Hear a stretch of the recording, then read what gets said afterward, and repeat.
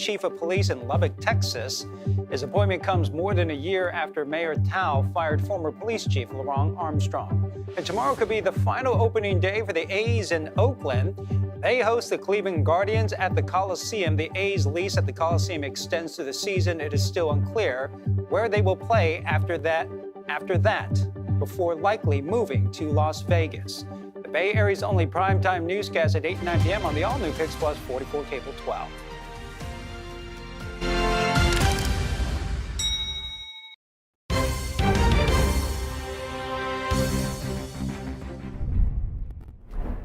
The time when the rain is going to arrive in your backyard really depends on where you live, as is often the case with a storm coming in from the north. For those of you in the North Bay, it could be as early as around the lunch hour in places like Petaluma, earlier than that for Mendocino County, northern Sonoma County. But then the front's going to take its merry old time. It may be 4 o'clock in the afternoon before it makes it to San Francisco, 5 before it hits Oakland and Concord and Antioch and Redwood City and also Half Moon Bay. And as you keep going to the south, 6 o'clock for Fremont and perhaps as late as 7 o'clock for Gilroy and San Jose and Campbell. It's going to be a while before that rain makes it to the South Bay, but it's coming. And once it gets here, it's going to be here for a while. Let's take a look at what we have going on the weather maps. This is the first storm, which is already impacting the Pacific Northwest, far northern California, stretching in our direction, rain moving from north to south today. Let's go hour by hour. We roll through the morning. North Bay, some showers, 10, 11 o'clock, 12 o'clock. Still scattered shower mode through about 2 o'clock. Then the actual front gets here, and it's a steady rainfall for the evening commute for the North Bay and the I-80 corridor, including all of our major bridges. Then this evening, front pushes south. We see more yellows, even some oranges popping up, heavy snow in the Sierra. That's when all of us will be dealing with rainfall this evening. Then the front pushes to the south after midnight tonight, and tomorrow will be a mixture of sunshine and showers, a little bit of sun, then some showers, back and forth. Second storm, not just more rain, more wind. Some of these numbers are getting pretty high. San Francisco, Oakland, Santa Rosa, Friday afternoon with that second storm, wind gusts of 30 to 40 miles per hour. The first wave of rain, about a quarter to a half of an inch of rain. Throw in what we get on Friday and Saturday. And by the time the holiday weekend wraps up, some of us with 1 to 2 inches of rainfall. Here's your 7-day outlook, which is calling for really dry weather, really nice weather at the end of the extended forecast. That's next Monday and next Tuesday. It's going to take a while to get there.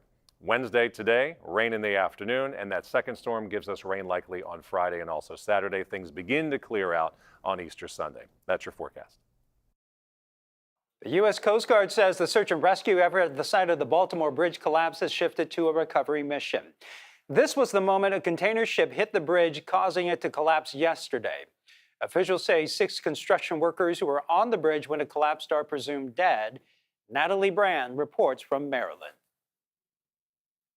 Brian, this is a community in mourning as the recovery efforts continue, rain complicating this already difficult search, and the federal investigation into exactly what led up to this crash is just now ramping up as the region braces for a long and costly rebuild.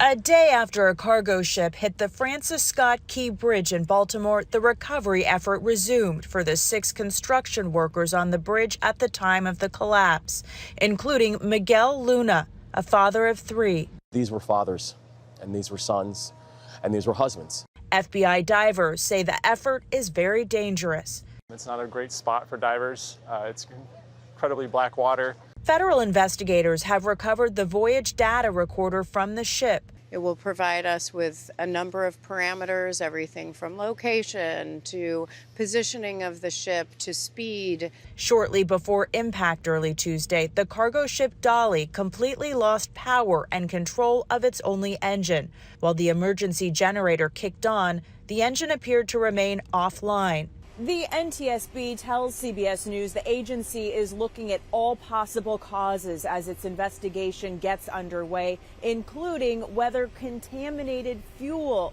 may have caused the ship to lose power. We've heard the reports. That's way too early for us. Baltimore's Key Bridge is the gateway to the city's port, which generates more than $3 billion of annual business.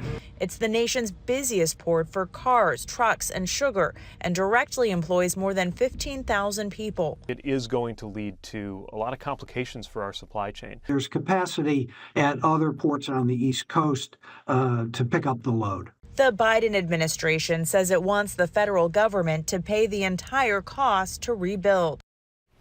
Now, it's unclear when the port will be able to reopen to shipping. Keep in mind, according to state officials, this is a port that employs not only thousands of people directly, but tens of thousands indirectly. And then you think about the volume of shipments, particularly cars. Top U.S. automakers say they will begin rerouting their affected shipments. Ryan.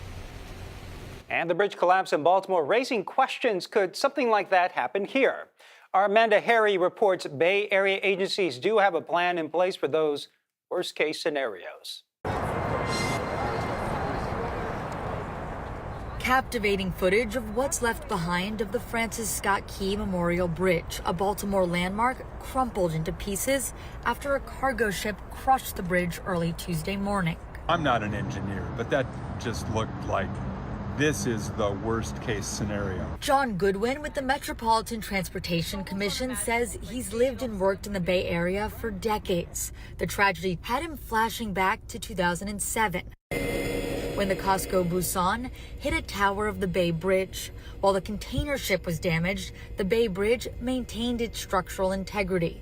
He says nearly 2 decades later, they continue to work on improving protecting the Bay Bridge and the rest of the bridges. The Bay Area is seeking a grant from the U.S. Department of Transportation to upgrade the fender system on the Bay Area bridges.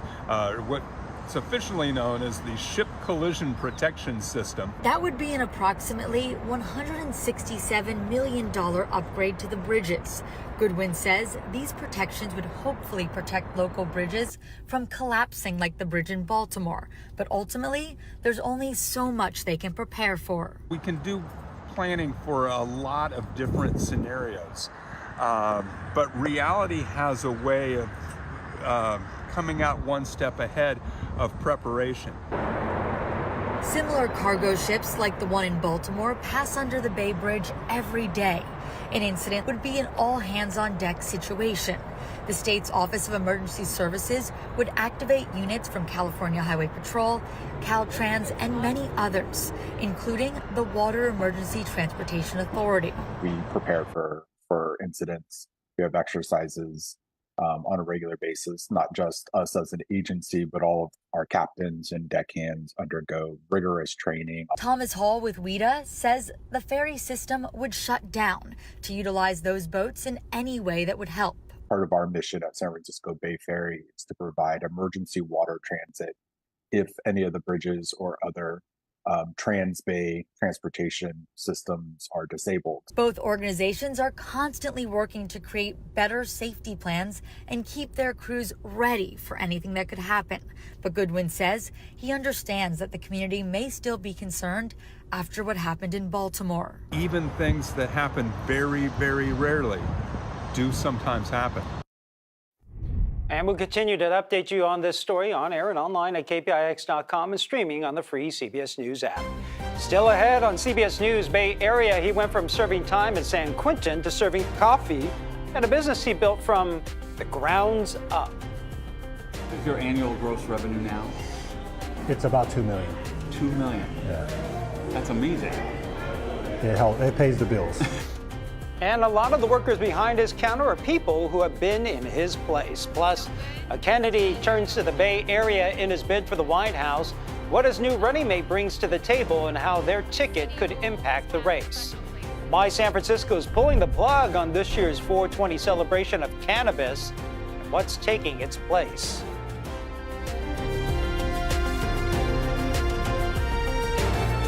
I pick my brackets strategically based on statistics. And then I divide everything by the multiple of 68. Picking a winner is so random. You need a little luck. Okay, there has to be some random element. It's like blindly throwing darts. UConn. I just love how unpredictable it is every year. Yes. Oh, no, not Vern. Oh, sorry about that. Oh. The tournament is on. Everyone okay? Play along with us tomorrow on the Morning Edition.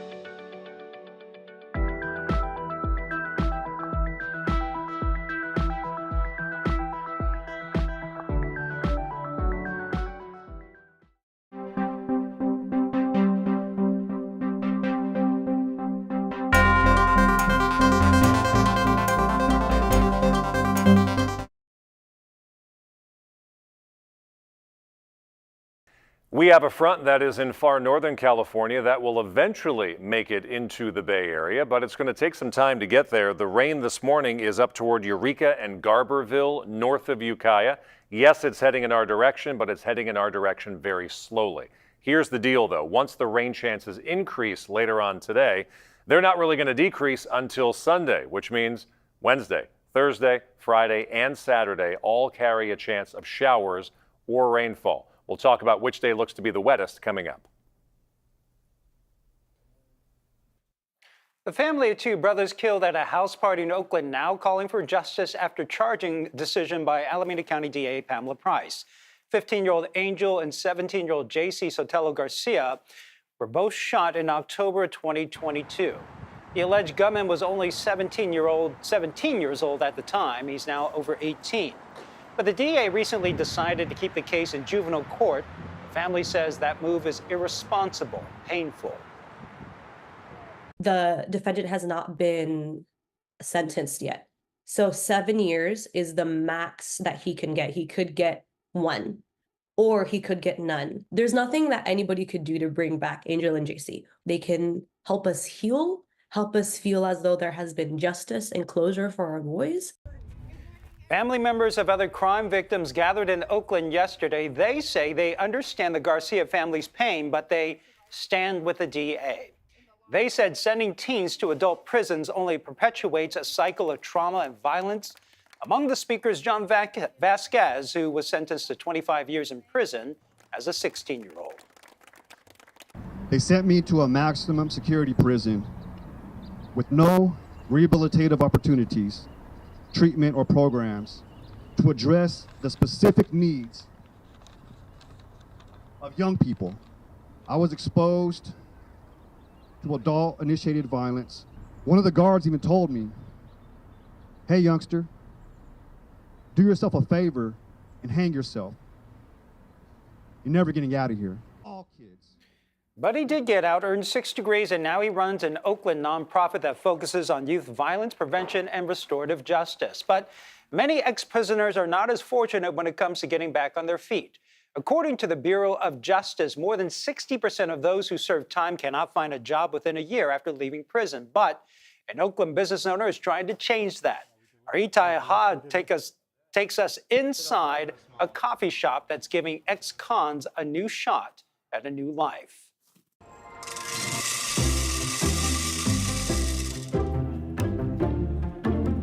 At Big House Beans Coffee Shop in the heart of Oakland, owner John Kraus is brewing more than just a cup of joe. For the last decade, John has been on a caffeinated crusade to blend passion with purpose. When I got out of prison in 2010 and I applied to jobs everywhere, nobody would hire me. With the help of family and friends, he opened his own coffee shop with a stated mission to give a second shot to ex-cons and recovering addicts. How are you today? But soon he realized that Anything else for you today? was a tall order. Is it a large or a small? Many of his employees would relapse, leaving John with no one to tend to the customers. We had a high turnover rate. We just couldn't keep hiring and training. It's very costly to do that. That's when an idea began to percolate. He partnered up with City Team, a nonprofit faith-based organization that helps people get back on their feet. They have meals, they have a bed, and they're staying busy over there. More importantly, they have wraparound services that keep them grounded. Francisco Garcia is a recovering addict. He says his biggest challenge has been staying sober. There's a big temptation to go back out and drink, and then you're thinking, oh, it's easy to just take one drink, but no, one drink leads to another. How are we doing? What's kept him on the right track, he says, is the responsibility that comes with a job. I finished step 12. Coupled with one-on-one mentoring at City Team. All of our men and women have case managers. Stephen Martinez is City Team's executive director. He says a job and a bed are essential to recovery, but it's the comprehensive wraparound services that make it sustainable. There's a lot of accountability here that helps people feel like they're not alone. That's about how much you want to fill up the 12-ounce. For John, this new approach has meant being able to confidently hire more people like Francisco, while also growing his business. What is your annual gross revenue now? It's about $2 million. $2 million. Yeah. That's amazing. It pays the bills. Okay. Now he's making good on his promise to serve fresh coffee along with a fresh start. As of now, 20% of the staff at the coffee shop are former inmates. John says he hopes to bring that number up.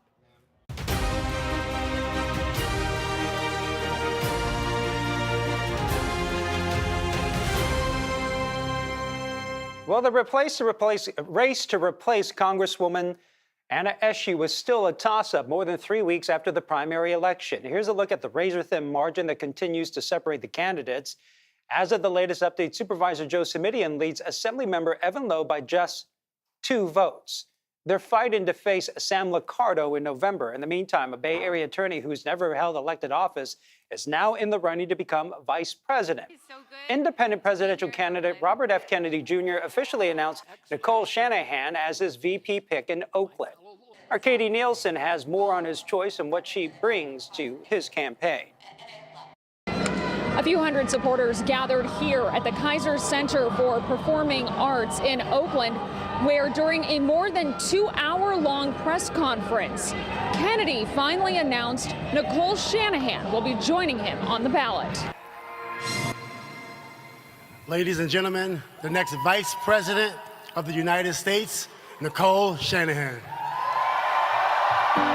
The crowd roared as Shanahan took the stage. She's a newcomer to politics, but comes with deep pockets.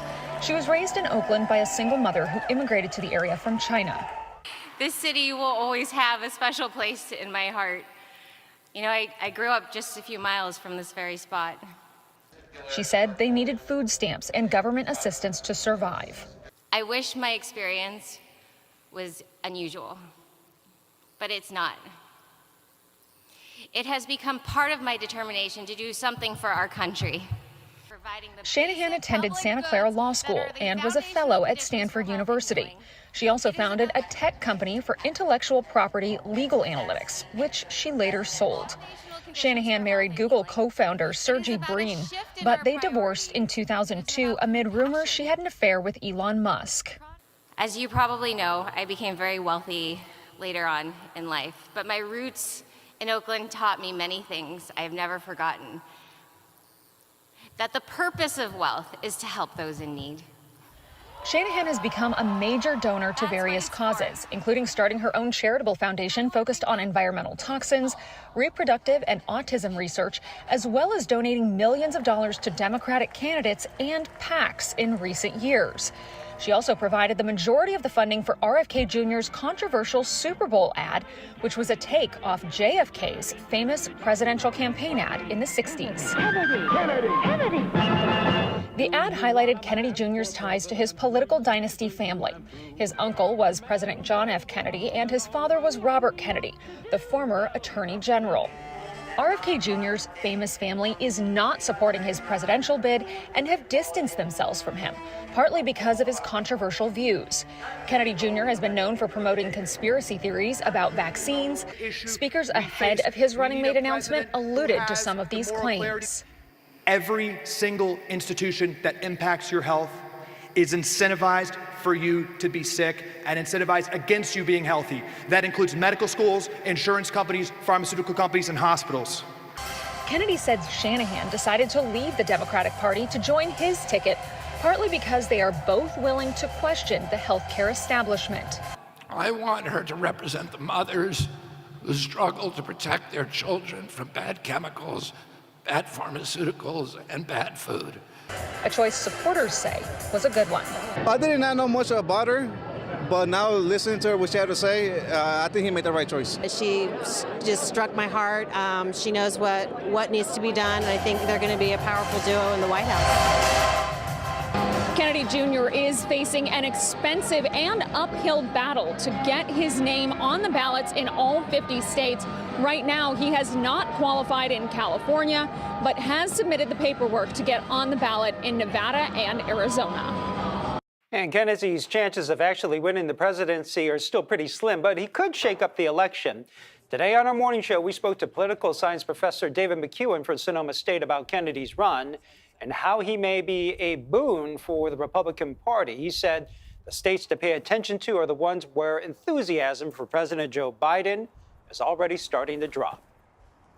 And that provides a place where a third-party candidate, like in 2000, like in 2016, can be consequential, can be a wrecking ball for Democrats in their attempt to get reelected for Joe Biden or to really win the White House.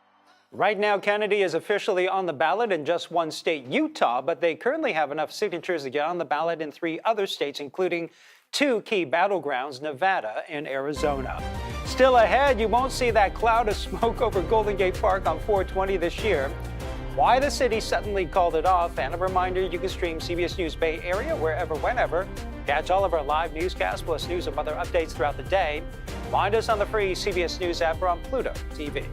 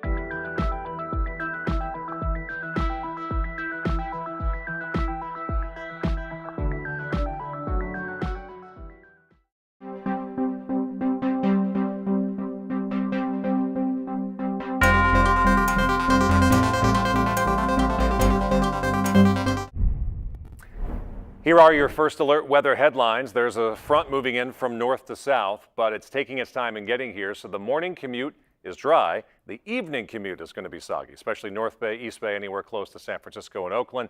There are 2 storms coming. What we get today is the first storm. I want to contrast these 2 images. First off, San Jose staying with some sunshine through about 10 o'clock. Yes, you go cloudy, but through 6 o'clock, rain-free. South Bay, you'll be the last spot to get the rainfall. Contrast that with what we expect in and around Santa Rosa, where some drips of rain may begin as soon as lunchtime, and it'll be a light to moderate rain, on and off rainfall throughout the afternoon, with temperatures running markedly cooler, only a high of about 56 degrees. So it really depends on where you are. The farther north you are, the more rain you're going to get this afternoon. These are your highs today. Upper 50s for the North Bay, where we expect more cloud cover and more rain. 60 in San Francisco, 62 degrees for Oakland, 63 evening rainfall for Concord, Antioch 64, Fremont 64, San Jose might be 7 o'clock before that rain begins with a high today of 67 degrees. More on the second storm coming up in a few minutes. In San Francisco, the annual 420 celebration at Hippie Hill and Golden Gate Park has been canceled for this year. Our Jose Martinez explains why and what's taking its place. This 420 is going to look very different here at Hippie Hill in San Francisco because the 2024 celebration has been canceled. But why? That's the question.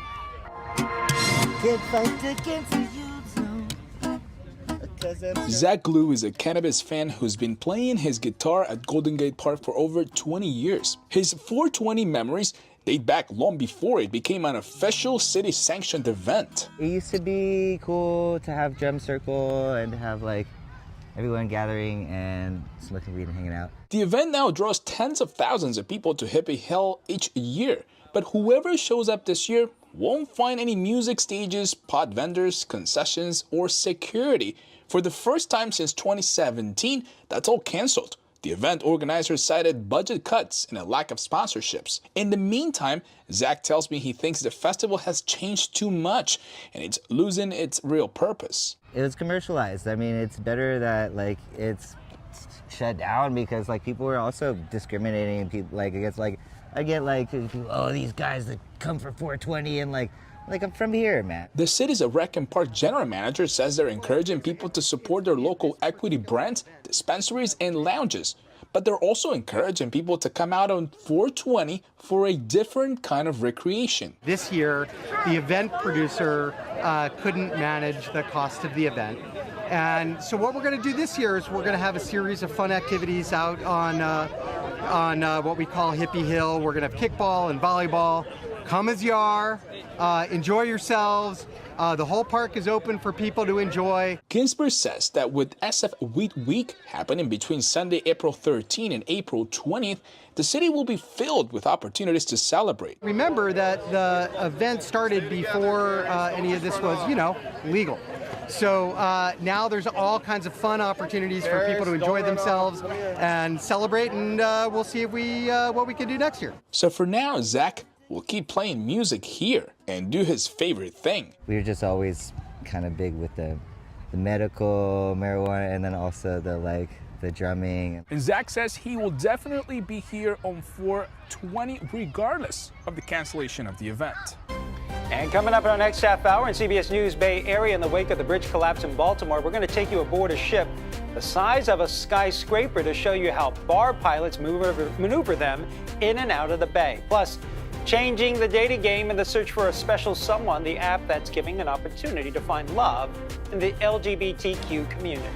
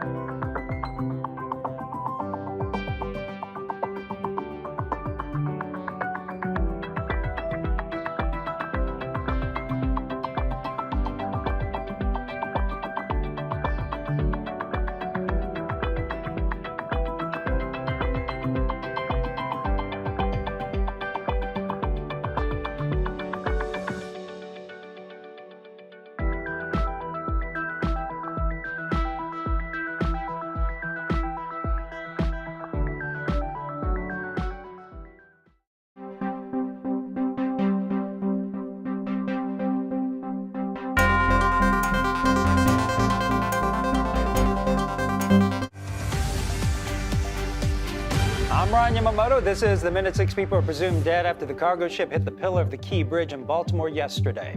Recovery efforts are still underway, and crews say the mission and cleanup will be dangerous as workers dive into the water, unsure what debris lies below. Independent presidential candidate Robert F. Kennedy Jr. announcing his running mate to join him at the White House.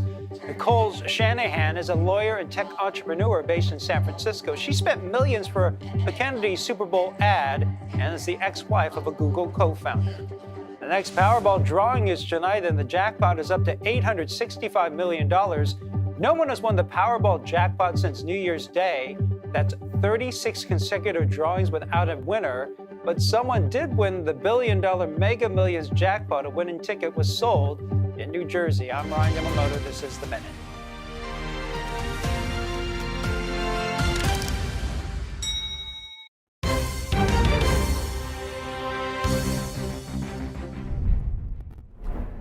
The time when the rain is going to arrive in your backyard really depends on where you live, as is often the case with a storm coming in from the north. For those of you in the North Bay, it could be as early as around the lunch hour in places like Petaluma, earlier than that for Mendocino County, northern Sonoma County. But then the front's going to take its merry old time. It may be 4 o'clock in the afternoon before it makes it to San Francisco, 5 before it hits Oakland and Concord and Antioch and Redwood City and also Half Moon Bay.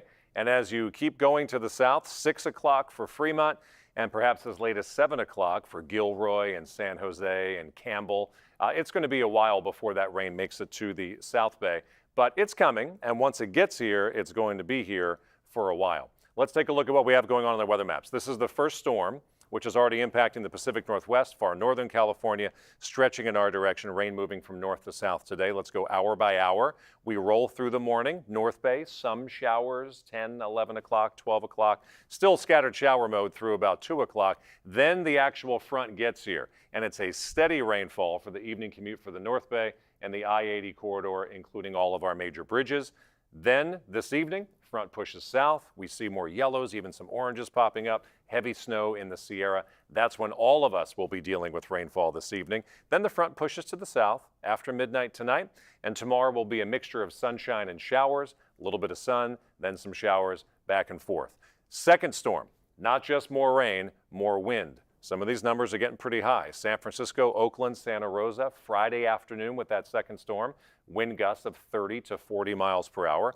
The first wave of rain, about 1/4 to 1/2 of an inch of rain. Throw in what we get on Friday and Saturday, and by the time the holiday weekend wraps up, some of us with 1 to 2 inches of rainfall. Here's your 7-day outlook, which is calling for really dry weather, really nice weather at the end of the extended forecast. That's next Monday and next Tuesday.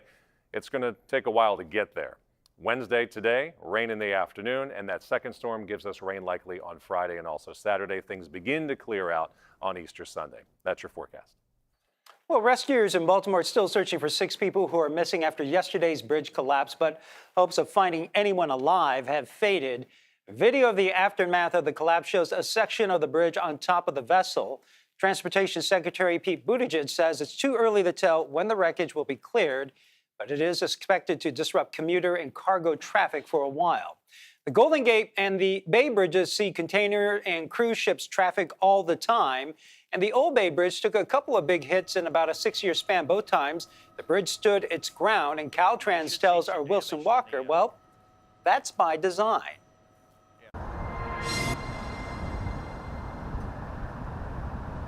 This is the most seismically advanced bridge ever designed, right? The eastern span of the Bay Bridge. It's not just the fender system, but Caltrans Bart Ney talking about the first line of defense on the new Bay Bridge, and that is the fender system that you see here. And while this one is unique to the tower foundation of the eastern span, there is something like this on every bridge in the Bay Area. So some of those systems have completely different foundations, so they never actually touch the bridge.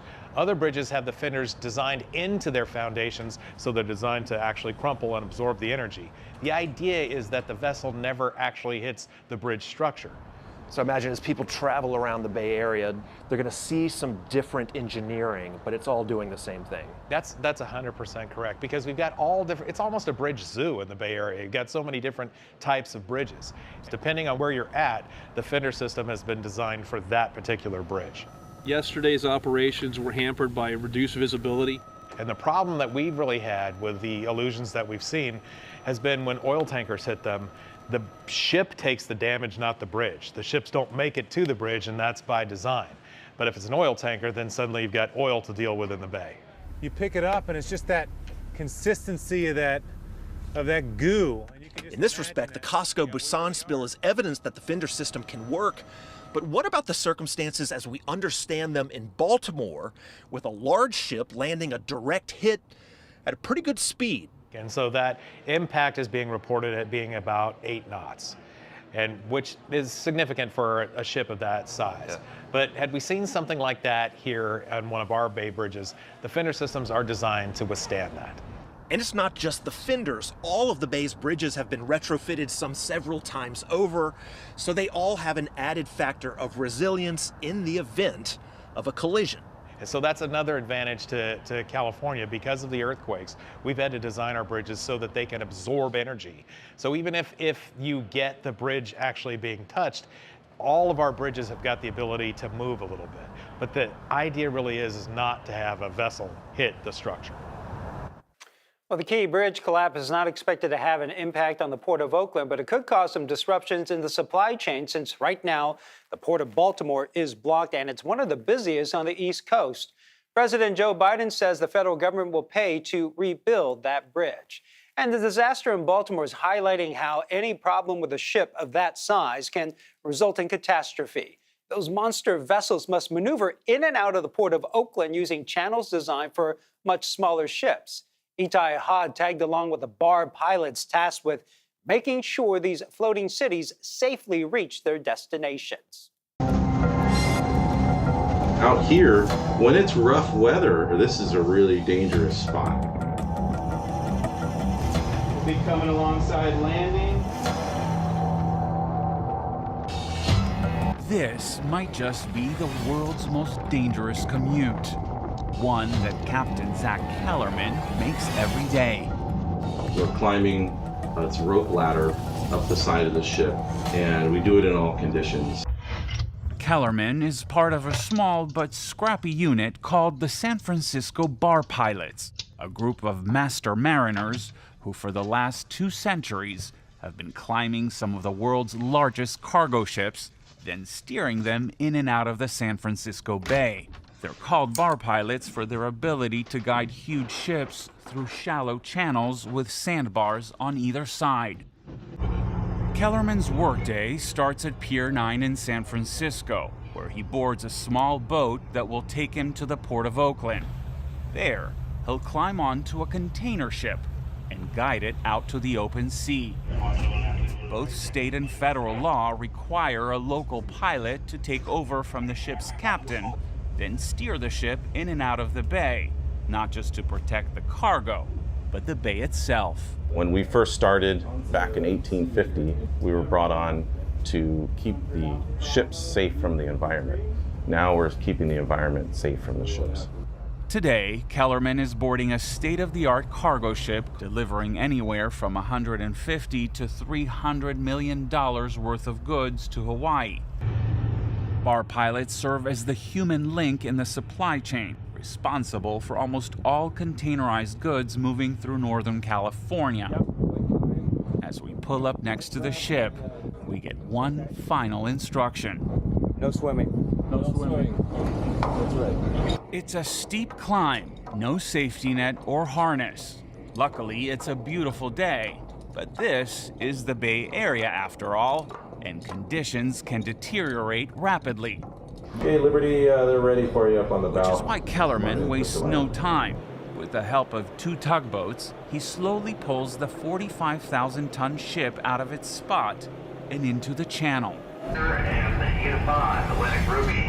After 11 long miles of near zero visibility, the ship is safely out of the bay, but Kellerman is not out of the woods.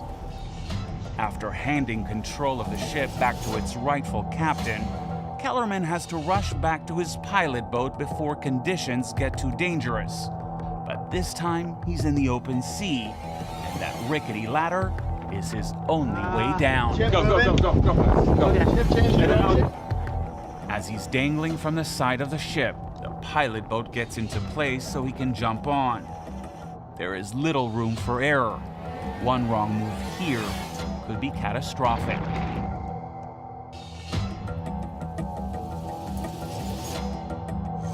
Now it's my turn. Thankfully, it goes without a hitch. At the end of a long day, Kellerman heads back to the pier. I come home feeling accomplished, like I've done something, and have a little bit of an adventure along the way. And again, we'll continue to update you on this story on air and online at kpix.com and streaming on the free CBS News app. Up next on the CBS News Bay Area. I'm Sean Chitness in San Francisco's Castro neighborhood. And when folks aren't here but are members of the LGBTQ community looking for help dating, they now have more apps to do so. Coming up, we're going to tell you about the Her app and how it's helping queer women and other members of this community.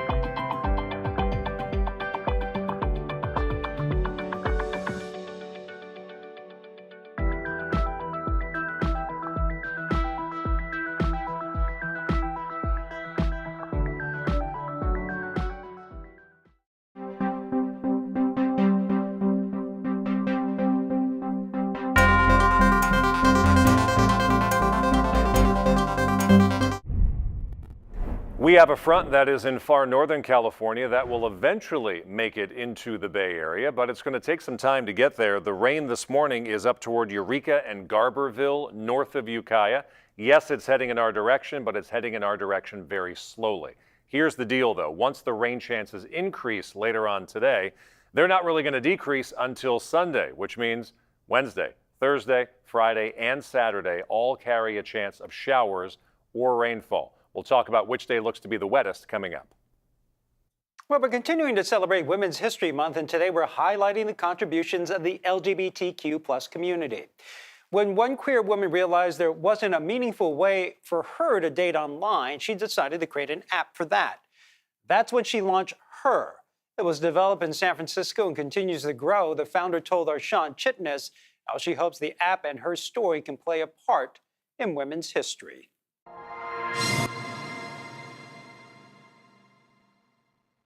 For almost a decade, the search for that special someone has taken Robin Exton on a path of personal discovery and professional success. It's been incredible. It's been a journey and a labor of love. As a queer woman looking to meet new people, she tried dating the conventional way.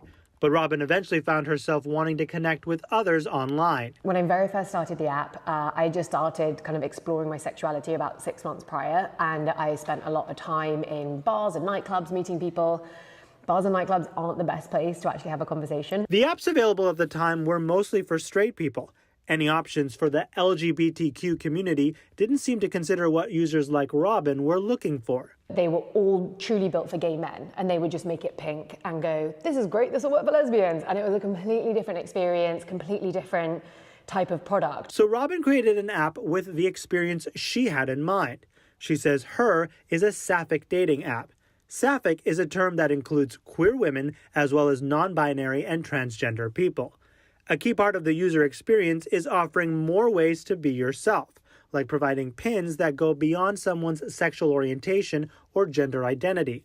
It's one more way people can stand out and show their personality, which helps users to find others like them. I think now we really are valued and appreciated for helping people express who they really are and find the other people like them. Her is an app led by a queer woman and run by a team mostly made up of LGBTQ staff.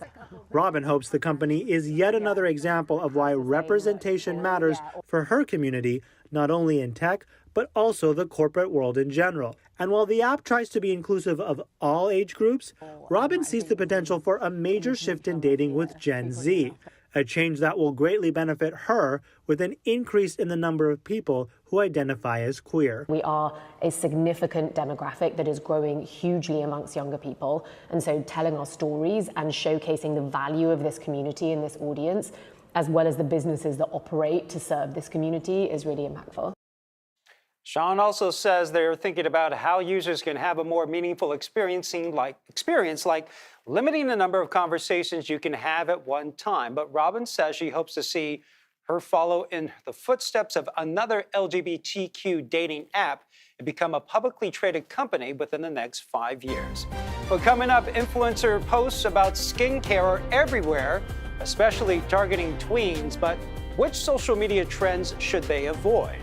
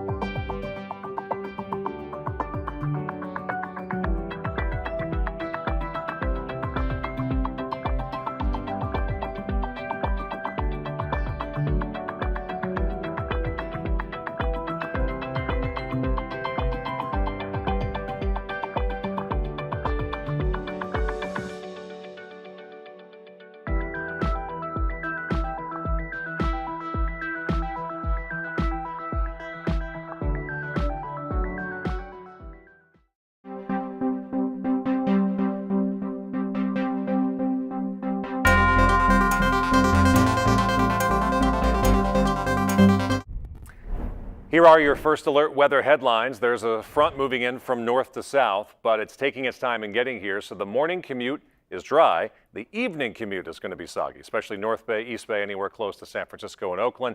There are two storms coming. What we get today is the first storm. I want to contrast these two images. First off, San Jose staying with some sunshine through about 10 o'clock. Yes, you go cloudy, but through 6 o'clock, rain-free. South Bay, you'll be the last spot to get the rainfall. Contrast that with what we expect in and around Santa Rosa, where some drips of rain may begin as soon as lunchtime, and it'll be a light to moderate rain, on and off rainfall throughout the afternoon, with temperatures running markedly cooler, only a high of about 56 degrees. So it really depends on where you are. The farther north you are, the more rain you're going to get this afternoon. These are your highs today. Upper 50s for the North Bay, where we expect more cloud cover and more rain.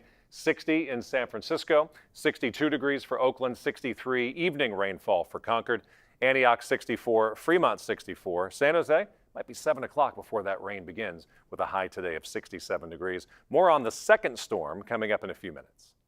Well, tweens who scroll through their social feeds have likely come across a Get Ready With Me post where beauty influencers go through each step of their skincare routine, showing you the latest products and trends. But for the younger set, teens and tweens, they might do more harm than good.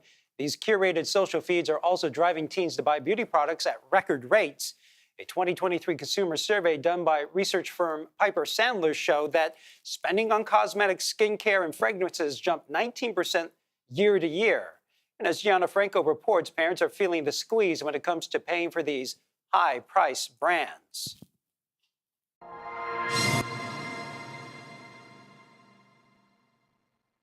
I'm just doing something like super basic because I feel like small is more. Like many 13-year-olds these days, Brenna cares a lot about her skin. Wash, moisturize, then sunscreen. It's like super hydrating and stuff.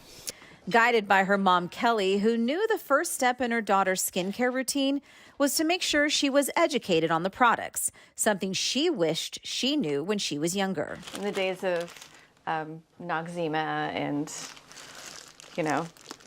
St. Ives. The scrubs. The scrubs that we were told we needed to do or should do, and then you find out later that putting broken shells on your face is probably not a good idea. Some items can be useful, some trendy, and some expensive. I think it's just kind of encouraging skincare and taking care of your skin, but also making sure that it's not going to break the bank. With all the influencers out there, one of the greatest things that I feel so happy about is that our younger patients are getting passionate about skincare. Dr. Ngoc Phan is the chair of dermatology for Kaiser Permanente, who says for teens, keep it simple. A gentle cleanser, a good sunscreen, and a gentle and light moisturizer is what I would recommend to my tweens. And those seem like really good logical steps to sort of even get them in the habit. Obviously choosing healthier products, I'm assuming, things that don't have a lot of additives or things in it. Is that something you should look for as a parent when you're getting that first skincare brand for your kids? Absolutely. And the reason being is in our younger patients, their skin still remains thin. And so they can be more sensitive compared to our adult patient population. She also says higher-end serums and layering products should be used for more mature skin. Honestly, if anyone in the house is going to use more expensive skincare, it's going to be me because I need it more. Brenna hopes that teens don't get too caught up in the influencer posts about beauty and pay attention to what they put on their skin. I don't really know why kids are using retinol, to be honest. It doesn't make a lot of sense because your skin's super young and stuff. After all, beauty isn't just skin deep. It's also about finding the beauty within. I usually just post stuff about sunsets because I love sunsets and stuff. And the beauty in the world around us. Dr. Phan also says that diet and sleep have a lot to do with healthy skin. She also says if your teen is dealing with skin issues, it's best to consult a doctor before buying any harsh products that might do more harm than good. Well, thanks for streaming CBS News Bay Area. I'm Ryan Yamamoto. We'll be right back with your first alert forecast and a look at your top stories.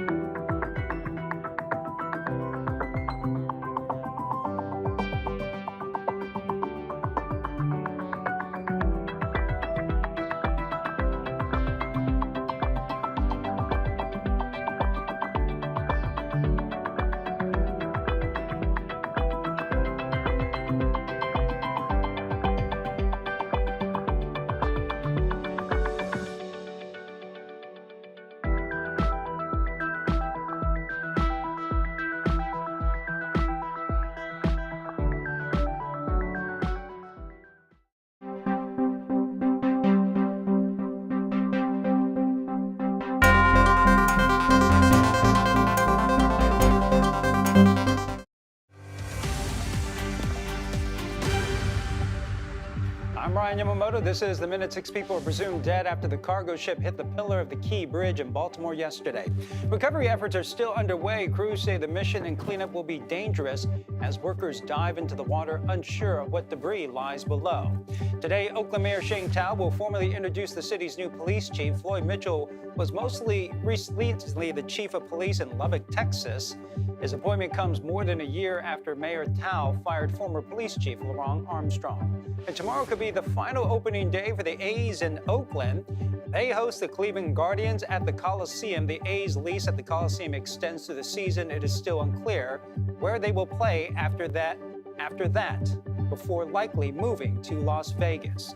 The Bay Area's only primetime newscast at 8 and 9 p.m. on the all-new Pix Plus 44 Cable 12.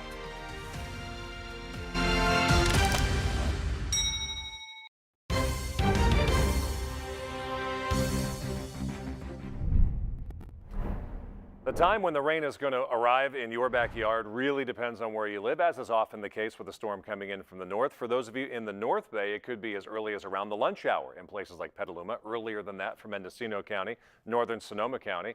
But then the front's going to take its merry old time. It may be 4 o'clock in the afternoon before it makes it to San Francisco, 5 before it hits Oakland and Concord and Antioch and Redwood City and also Half Moon Bay. And as you keep going to the south, 6 o'clock for Fremont, and perhaps as late as 7 o'clock for Gilroy and San Jose and Campbell. It's going to be a while before that rain makes it to the South Bay, but it's coming, and once it gets here, it's going to be here for a while. Let's take a look at what we have going on in the weather maps. This is the first storm, which is already impacting the Pacific Northwest, far northern California, stretching in our direction, rain moving from north to south today. Let's go hour by hour. We roll through the morning. North Bay, some showers, 10, 11 o'clock, 12 o'clock. Still scattered shower mode through about 2 o'clock. Then the actual front gets here, and it's a steady rainfall for the evening commute for the North Bay and the I-80 corridor, including all of our major bridges. Then this evening, front pushes south. We see more yellows, even some oranges popping up, heavy snow in the Sierra. That's when all of us will be dealing with rainfall this evening. Then the front pushes to the south after midnight tonight, and tomorrow will be a mixture of sunshine and showers, a little bit of sun, then some showers, back and forth. Second storm, not just more rain, more wind. Some of these numbers are getting pretty high. San Francisco, Oakland, Santa Rosa, Friday afternoon with that second storm, wind gusts of 30 to 40 miles per hour. The first wave of rain, about a quarter to a half of an inch of rain. Throw in what we get on Friday and Saturday, and by the time the holiday weekend wraps up, some of us with 1 to 2 inches of rainfall. Here's your 7-day outlook, which is calling for really dry weather, really nice weather at the end of the extended forecast. That's next Monday and next Tuesday. It's going to take a while to get there. Wednesday today, rain in the afternoon, and that second storm gives us rain